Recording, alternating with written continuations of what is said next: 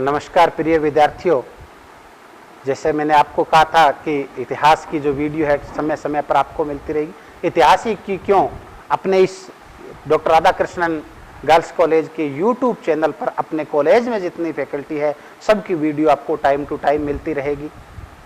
मैं सुरेंद्र घिंटाला, इतिहास व्याख्याता, आप सभी का डॉक्टर राधाकृष्णन गर्ल्स कॉलेज के यूट्यूब चैनल में स्वागत करता हूं। प्रिय विद्यार्थियों, हमने पिछली वीडियो के अंदर पढ़ा था, हमारे जो ये तीसरा वीडियो है, इससे पहली वीडियो में हमने आपके पाठ्यक्रम के बारे में चर्चा की थी। दूसरा वीडियो था, उसके अंदर हमने पढ़ा था मौर्य वंश का संस्थापक चंद्रगुप्त मौर्य था, उसकी जाति को लेकर के बात हो रही थी। किस तरीके से, थोड़ा सा उस पर थोड़ी सी बात कर लेते हैं पहले कि चंद्रगुप्त मौर्य मौर्य वंश का संस्थापक था। चंद्रगुप्त मौर्य की जाति को लेकर के विद्वानों में मतभेद है। चंद्रगुप्त मौर्य कौन था, इसकी जाति क्या थी, वही हमारी बातें चल रही है। तो सबसे पहले हमने पढ़ा था चंद्रगुप्त मौर्य जो था वो शूद्र था। ये मैं नहीं कह रहा हूं, ये कौन कह रहे हैं, ये ब्राह्मण ग्रंथ कहते हैं। ब्राह्मण ग्रंथों के अनुसार चंद्रगुप्त मौर्य की जाति क्या थी, शूद्र थी। जबकि हमने एक नाटक पढ़ा था मुद्रा राक्षस। मुद्रा राक्षस नाटक का नाटककार कौन था, आप बताइए। हाँ, वेरी गुड, विशाख दत्त। मुद्रा राक्षस नाटक का नाटककार कौन था, विशाख दत्त था। और मुद्रा राक्षस नाटक के अनुसार चंद्रगुप्त मौर्य जो था वो निम्न कुल का था, अर्थात वर्षल वंश का था। जैन और बौद्ध ग्रंथों के अंदर चंद्रगुप्त मौर्य को क्षत्रिय वंश का बताया गया है। यहां पर हम बात करें कि यूनानी इतिहासकारों ने इसको साधारण वंश का बताया था। इस तरीके से इसकी जाति को लेकर के बात हो रही थी। लेकिन सब इतिहासकारों ने एक जो निर्णय पर पहुंचे थे वो था कि चंद्रगुप्त मौर्य शूद्र था। अब बात कर रहे थे कि चंद्रगुप्त मौर्य एक शूद्र साधारण वंश का था, किस तरीके से भारत का सम्राट बन गया। तो हमने बताई थी मकदूनिया के शासक फिलिप द्वितीय का पुत्र अलेक्जेंडर द ग्रेट कभी 326 ईस्वी पूर्व में, या यूं कह सकते हैं 3 दूनी 6 करने के लिए मकदूनिया के शासक फिलिप द्वितीय का पुत्र अलेक्जेंडर द ग्रेट, जिसे हम इतिहास में सिकंदर के नाम से पढ़ते हैं, वो भारत को जीतने के उद्देश्य से भारत की तरफ रुख करता है। लेकिन इसका पता चल गया था तक्षशिला विश्वविद्यालय के प्रोफेसर जो थे, अगर बात करें चाणक्य, जिसको हम कौटिल्य या विष्णुगुप्त शर्मा के नाम से जानते हैं। और यह चाणक्य क्या करता है कि सिकंदर को रोकने के लिए भारत के राजाओं को इकट्ठा करने का प्रयास करता है। और इसी कड़ी में एक दिन पहुंच गया था मगध के दरबार में। और इस समय मगध के अंदर नंदों का शासन हुआ करता था, और नंद वंश का जो सम्राट था वो था घनानंद। तो किस तरीके से घनानंद और चाणक्य का वार्तालाप जो हुआ था दरबार के अंदर, और वहां से अपमानित चाणक्य प्रतिज्ञा करके घनानंद को खत्म करके योग्य सम्राट को बैठाने की प्रतिज्ञा करके चाणक्य वहां से निकला था। और रास्ते में कुछ बालक खेल खेल रहे थे, उस खेल का नाम क्या था, आपके लिए प्रश्न है कि उस खेल का नाम क्या था। हाँ, वेरी गुड, वो खेल था राजकिलम। क्या था, राजकिलम। राजकिलम खेल से चाणक्य बड़ा ही प्रभावित हुआ, और उसके अंदर एक बालक ने अपना जो पात्र निभाया था, और उसी बालक का नाम था चंद्रगुप्त मौर्य। तो उस बालक से प्रभावित होकर के चाणक्य ने 1000 करसापण मुद्रा दे करके, करसापण, पण, धरण, ये मौर्य काल की मुद्राएं हुआ करती थी। जबकि मौर्य काल की सर्वाधिक प्रसिद्ध मुद्रा कौन सी थी, पण हुआ करती थी। तो आगे बात करेंगे हम प्रशासन में। अब बात करते हैं कि यहाँ पर चंद्रगुप्त को तक्षशिला विश्वविद्यालय में ले जाकर के चाणक्य ने उसको युद्ध विद्या के अंदर पारंगत किया, और एक दिन मौका देख करके आक्रमण कर दिया था मगध के ऊपर। गुरु और चेले, गुरु यानी कि चाणक्य, चेला था चंद्रगुप्त मौर्य, दोनों ने मिलकर के यहाँ पर आक्रमण कर दिया और घनानंद की हत्या करके चाणक्य ने भारत का अगला सम्राट दत्त मगध का सम्राट बना दिया, किसे, चंद्रगुप्त मौर्य को। और ये घटना थी 322 ईस्वी पूर्व की। 321 या 22 भी लिख देते हैं, कोई एक ही बात है, कोई बात नहीं। तो यहाँ पर मौर्य वंश का संस्थापक था, वो कौन था, चंद्रगुप्त मौर्य था।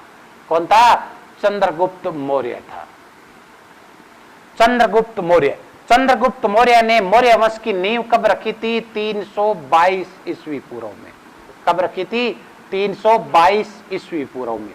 और मौर्य वंश रहा कब तक था, अगर बात करें संपूर्ण मौर्य काल की तो बात करेंगे तो 322 से लेकर के कब तक रहेगा, संपूर्ण मौर्य वंश जो था, संपूर्ण मौर्य काल जो रहेगा, मौर्य साम्राज्य का जो समय रहेगा वो कब रहेगा, 322 ईस्वी पूर्व से लेकर के 184-85 ईस्वी पूर्व तक रहेगा।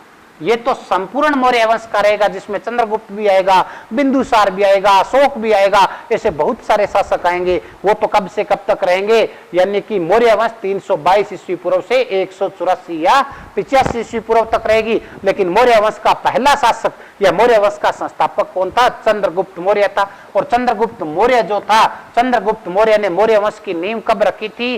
322 ईस्वी पूर्व में रखी थी। तो चंद्रगुप्त मौर्य का राजनीतिक जीवन था वो कब से शुरू हुआ था? 322 ईस्वी पूर्व से शुरू हुआ। और इसकी मृत्यु कब हो जाती है? 298 ईस्वी पूर्व में। कब शुरू हो जाती है? 298 ईस्वी पूर्व में इसकी मृत्यु हो जाती है। तो अपना विषय क्या उठाया गया था पिछले वीडियो में? चंद्रगुप्त मौर्य। उसी चंद्रगुप्त मौर्य की हम चर्चा कर रहे हैं कि चंद्रगुप्त मौर्य ने अपने गुरु चाणक्य के साथ मिलकर के 322 ईस्वी पूर्व के अंदर मौर्य वंश की नींव रखी। अर्थात चंद्रगुप्त मौर्य का जो राजनीतिक कैरियर था वो कब शुरू हो गया था? 322 ईस्वी पूर्व में शुरू हो गया। और कब तक रहेगा? उसकी मृत्यु यानी कि 298 ईस्वी पूर्व तक रहेगा। देखिए कुछ प्रश्न छोटे प्रश्नों के माध्यम से पढ़ने की कोशिश करते हैं। जैसे आपसे प्रश्न पूछा जाए मौर्य वंश का संस्थापक कौन था? तो कौन था?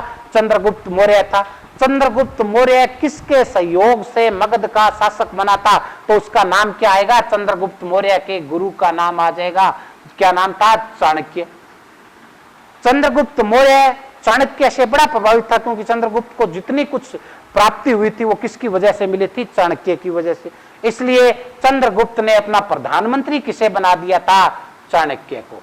तो चंद्रगुप्त मौर्य के प्रधानमंत्री का क्या नाम था? चाणक्य। चाणक्य के भी अन्य नाम क्या मिलते हैं? कौटिल्य। क्या नाम मिलते हैं? कौटिल्य या विष्णुगुप्त शर्मा मिलता है। तो यहां पर चाणक्य की एक बड़ी ही प्रसिद्ध रचना है। हाँ, वेरी गुड, आप पहले से ही जान रहे हो। क्या है? चाणक्य की एक प्रसिद्ध रचना है जिसका नाम है अर्थशास्त्र। क्या नाम है? अर्थशास्त्र। तो अर्थशास्त्र का रचनाकार कौन है? चाणक्य या कौटिल्य। अर्थशास्त्र एक अलग से आपके पेपर में लगता है। अर्थशास्त्र की विषय वस्तु, अर्थशास्त्र के अंदर जो मौर्यों का प्रशासन दे रखा है, तो इसलिए हम जो अर्थशास्त्र की अलग से चर्चा करेंगे। क्या करेंगे? अर्थशास्त्र को अलग से पढ़ेंगे। लेकिन बड़ा बड़ा आपको पता होना चाहिए कि अर्थशास्त्र का रचनाकार कौन था? चाणक्य। चाणक्य कौन था? चंद्रगुप्त मौर्य का प्रधानमंत्री था। तो इस तरीके से चाणक्य की मदद से चंद्रगुप्त मौर्य 322-21 ईस्वी पूर्व के अंदर क्या करता है? मगध का शासक बनता है। अब देखिए चंद्रगुप्त मौर्य, चंद्रगुप्त मौर्य, इनको मौर्य क्यों कहा जाता है? इनको मौर्य क्यों कहा जाता है? तो क्यों कहा जाता है इसके पीछे एक छोटी सी कहानी है।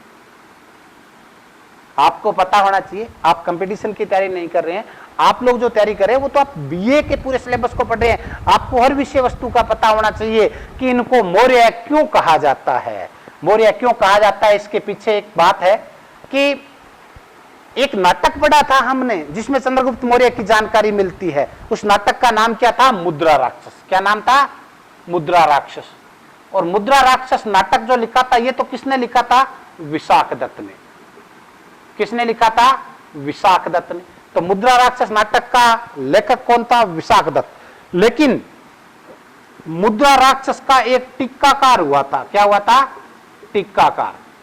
टीका क्या होती है? जब एक बड़े ग्रंथ के ऊपर उसमें से छोटी चीज लिखी जाती है, छोटा ग्रंथ लिखा जाता है, बड़े ग्रंथ की ही कॉपी की जाती है, तो उसे क्या कहते हैं? टीका कहते हैं। तो मुद्रा राक्षस का टीकाकार हुआ था जिसका नाम था ढूंढीराज। क्या नाम था? ढूंढीराज। देखिए मुद्रा राक्षस का लेखक कौन था? विशाख दत्त। मुद्रा राक्षस का टीकाकार कौन था? ढूंढीराज। तो मुद्रा राक्षस नाटक के जो टीकाकार रहे हैं ढूंढीराज, ढूंढीराज कहते हैं कि प्राचीन समय में एक स्वार्थ सिद्धि नाम का राजा हुआ करता था। उसके 2 रानियां थी। एक का नाम था सुनंदा, यानी कि राजा का नाम क्या था? स्वार्थ सिद्धि। ढूंढीराज के अनुसार एक स्वार्थ सिद्धि नाम का राजा था। स्वार्थ सिद्धि नाम का राजा था जिसके 2 रानियां थी। एक का नाम था सुनंदा। क्या था? सुनंदा। और दूसरी का नाम क्या था? इसका नाम था मोरा। क्या नाम था? मोरा या मुर्रा। मोरा या क्या नाम था? मुर्रा। देखिए हमने क्या पढ़ा? हमने पढ़ा कि चंद्रगुप्त मौर्य चाणक्य की मदद से 322 ईस्वी पूर्व के अंदर यहां पर मगध पर आक्रमण करता है। और उसमें मगध के शासक घनानंद की हत्या कर दी जाती है और मगध का भावी शासक, भारत का जो सम्राट बन जाता है, वो कौन बन जाता है? चंद्रगुप्त मौर्य। चंद्रगुप्त मौर्य ने मौर्य वंश की नींव कब रखी? 322 ईस्वी पूर्व में। इसी तरीके से मौर्य वंश का संस्थापक किसे कहेंगे? चंद्रगुप्त मौर्य को कहेंगे। चंद्रगुप्त मौर्य अपने गुरु चाणक्य की मदद से, ये वही चाणक्य है जिन्होंने कभी ग्रंथ लिखा था अर्थशास्त्र। कौन सा लिखा था? अर्थशास्त्र लिखा था। और चंद्रगुप्त मौर्य चाणक्य से प्रभावित होकर के इन्हें अपना प्रधानमंत्री नियुक्त कर देंगे। उसके बाद हम बात करते हैं कि चंद्रगुप्त मौर्य 322 से 298 ईस्वी पूर्व तक रहेगा। उसके ऊपर हमने पढ़ा कि चंद्रगुप्त मौर्य जो था, उसकी जानकारी देने वाला ग्रंथ कौन सा है? मुद्रा राक्षस है। मुद्रा राक्षस नाटक का लेखक कौन था? विशाखदत्त। और मुद्रा राक्षस का टीकाकार था वो कौन था? ढूंढीराज। और ढूंढीराज कहता है कि स्वार्थ सिद्धि नाम का एक राजा था और उसके 2 रानियां थी। एक का नाम था सुनंदा और दूसरी का नाम क्या था? मोरा या मुर्रा था। सुनंदा क्षत्रिय कुल की थी। किस कुल की थी? क्षत्रिय कुल की थी। सुनंदा क्या थी? क्षत्रिय कुल की थी। और मोरा, और जैसे मुर्रा, मुर्रा के बारे में आप कुछ स्टूडेंट जानते होंगे जरूर। मुर्रा नाम सुना है? मुर्रा किसकी प्रजाति है? हाँ, भैंस की प्रजाति है। तो भैंस को क्या कहते हैं? हम शूद्र कहते हैं। क्या कहते हैं? शूद्र कहते हैं। तो इस तरीके से अगर नाम से ट्रिक से ध्यान रखे, मोरा या मुर्रा कौन थी? शूद्र थी। तो स्वार्थ सिद्धि नाम का राजा था जिसकी एक रानी सुनंदा, वो किस कुल की थी? क्षत्रिय कुल की। और मोरा या मुर्रा थी, ये किस कुल की थी? शूद्र की थी। किस कुल की थी? शूद्र वंश की थी। वहीं हम बात करते हैं कि देखिए ये कह कौन रहा है, इस घटना का पता कहां से चल रहा है? मुद्रा राक्षस नाटक के टीकाकार ढूंढीराज हमें बता रहा है। स्वार्थ सिद्धि, स्वार्थ सिद्धि राजा के 2 रानियां सुनंदा और मोरा। सुनंदा किस कुल की? क्षत्रिय कुल की। और मोरा थी, वो किस कुल की थी? शूद्र कुल की थी। अब बात करते हैं कि सुनंदा से तो 9 पुत्र हुए। कितने पुत्र हुए? 9 पुत्र हुए, जो क्या कहलाए? नवनंद कहलाए। क्या कहलाए? नवनंद कहलाए। स्वार्थ सिद्धि सुनंदा पत्नी, सुनंदा से कितने पुत्र हुए? 9, जिनको क्या कहा जाता है? नवनंद, जैसे घनानंद जैसे जो शासक थे। और स्वार्थ सिद्धि की एक दूसरी पत्नी थी मोरा या मुर्रा, जो शूद्र जाति की थी। इससे एक ही बालक हुआ जिसका नाम क्या था? चंद्रगुप्त। क्या था? चंद्रगुप्त था। इस तरीके से देखा जाए तो चंद्रगुप्त क्या था? शूद्र था। इसके माता की जाति क्या थी? शूद्र थी, इसलिए चंद्रगुप्त क्या था? शूद्र था। चंद्रगुप्त की माता का नाम क्या था? मोरा या मुर्रा था। इसकी माता का नाम मोरा या मुर्रा होने की वजह से, ये मोरा या मुर्रा होने की वजह से ये इतिहास में किस नाम से जाने गए? मौर्य। अपनी माता का नाम मोरा या मुर्रा होने की वजह से चंद्रगुप्त मोरा को क्या कहा जाता है? चंद्रगुप्त मौर्य के नाम से जाना जाता है। तो मौर्य नाम क्यों पड़ा? अपनी चर्चा चल रही थी कि मौर्य कहां से आए। तो मौर्य किस वजह से? कि मौर्य वंश के संस्थापक चंद्रगुप्त की माता का नाम मोरा या मुर्रा या मौर्य होने के कारण ये किस वंश के कहलाए? मौर्य वंश के कहलाए। मौर्य वंश का संस्थापक कौन था? चंद्रगुप्त मौर्य था। तो इस तरीके से हमने पढ़ा कि मौर्य वंश की स्थापना जो थी वो किसने की थी? मौर्य वंश की उत्पत्ति कैसे हुई थी? मौर्यों की जाति को लेकर के बात हो रही थी। और अब देखिए, कुल मिलाकर के देखा जाए 322 ईस्वी पूर्व में मगध का शासक बन गया कौन? चंद्रगुप्त मौर्य। तो इस तरीके से हम बात करते हैं कि 322 ईस्वी पूर्व के अंदर मगध का शासक अर्थात भारत का सम्राट बन गया जिसका नाम था चंद्रगुप्त मौर्य। चंद्रगुप्त मौर्य 322 ईस्वी पूर्व से लेकर के, चंद्रगुप्त मौर्य 322 ईस्वी पूर्व से लेके 298 ईस्वी पूर्व तक भारत का सम्राट रहेगा। इस दौरान इसने बहुत सी राजनीतिक उपलब्धियां हासिल की थी। अगर देखा जाए राजनीतिक उपलब्धियों की बात की जाए, प्रशासन की बात की जाए, तो चंद्रगुप्त मौर्य के समय या मौर्य काल के अंदर भारत का पहली बार राजनीतिक एकीकरण हुआ था। यानी कि भारत जो उत्तर भारत जो था छोटे छोटे राज्यों में विभाजित था, उन सभी राज्यों को जोड़ करके एक राष्ट्र का निर्माण कर दिया, एक जगह शक्ति स्थापित कर दी थी। वो केंद्रीय शक्ति स्थापित करने वाले कौन थे? मौर्य थे। उन्हीं मौर्यों के अंदर हम बात कर रहे हैं चंद्रगुप्त मौर्य की। किसकी बात कर रहे हैं? चंद्रगुप्त मौर्य की। चंद्रगुप्त मौर्य, चंद्रगुप्त मौर्य का राजनीतिक काल क्या था? यह ध्यान देने वाली बात है। काल क्या था?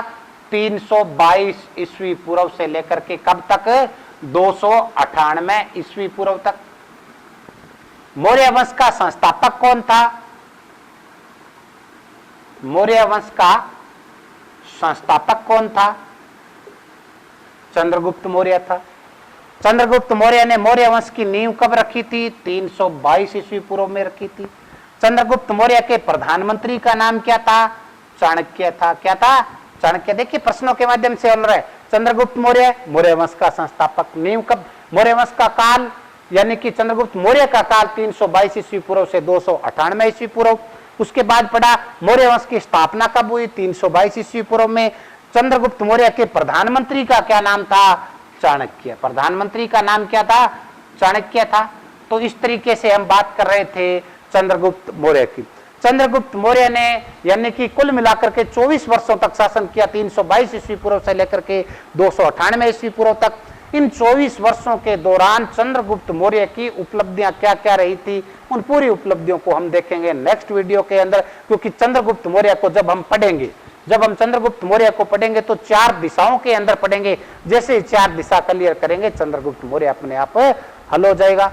मैं आशा करता हूं विद्यार्थियों ये वीडियो आपको बहुत पसंद आया होगा। ये वीडियो आपको पसंद आया तो आप इसको जरूर लाइक करें, शेयर करें, कमेंट करें। हमारे YouTube चैनल जो है डॉक्टर राधाकृष्ण गर्ल्स कॉलेज, इसको भी आप सब्सक्राइब करें और ताकि नेक्स्ट वीडियो आपको टाइम टू टाइम मिलते रहे और इसी तरीके से आप जुड़े रहे, इसी तरीके से आपका प्यार इस महाविद्यालय को मिलता रहे। आप इस महाविद्यालय से जुड़े रहें, इस वीडियो को देखते रहें। नेक्स्ट जो भी वीडियो आएंगे इनसे जुड़े हुए ही पार्ट होंगे, इसलिए अच्छे तरीके से इसको देखें। इसके कुछ क्वेश्चन अभी तक मौर्य वंश को जितना हमने पढ़ा है उसके क्वेश्चन हम मैं नेक्स्ट वीडियो में लेकर के आ रहा हूँ। आपसे पहले कुछ प्रश्न पूछे जाएंगे, आप कितना इसका उत्तर दे पाते हैं, उसके बाद हम अगली वीडियो है वो शुरू करेंगे। नमस्कार, जय हिंद।